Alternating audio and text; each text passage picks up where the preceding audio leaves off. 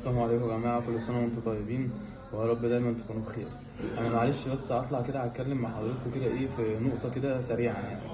احنا بالنسبة لنا بس عشان في مشاكل حصلت الفترة دي، تمام؟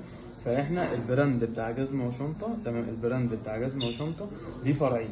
الأول كان ليه 3 فروع، تمام؟ فرع الإبرامية، اللي بيسأل على فرع الإبرامية، فرع الإبرامية مغلق حاليا، يعني فرع الإبرامية مش شغال، تمام؟ احنا لنا فرعين فقط.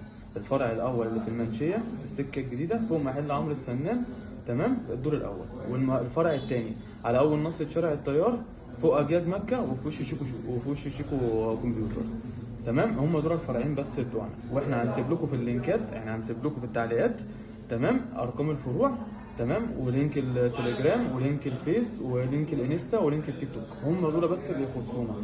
اي حد او اي حاجه او اي حد مثلا يتكلم باسمنا او مثلا بالصيغه بتاعتنا، لا، احنا هم فرعين فقط اللي احنا فاتحينه.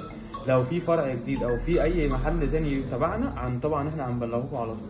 انا بتكلم بقول الكلام ده للناس لان في مشاكل بتحصل، وفي عملاء مثلا بتيجي تقول لنا والله انا واخده حاجه من الفرع الفلاني عندكم، طب الفرع ده مش تبعنا اساسا ولا يخصنا ولا لينا علاقه بيه خالص، تمام؟ فيا ريت يا جماعه الناس تركز، جزمه وشنطه احنا فرعين، فرع في المنشيه وفرع في البتوش، ملناش اي فروع اخرى، تمام؟ وعندنا 3 ارقام فقط، هنكتبوا كل حاجه في التعليقات، الارقام ولينك الفيس ولينك التليجرام ولينك الانستا ولينك التيك توك، هم دول بس الحاجه الوحيده اللي تخصنا، اي حاجه تانية ما تخصناش. انا بكلم الناس واقول للناس، والفيديو ده هثبته لكم على جميع المنصات، بس انا ببلغ الناس عشان لو في اي مشكله هي دي بس فروعنا، احنا ملناش اي فروع تانية. وشكرا ليكم، ودايما انتوا دعم لينا وسند لينا، واحنا بنكبر بيكم وليكم، وانتظروا اقوى المفاجآت باذن الله.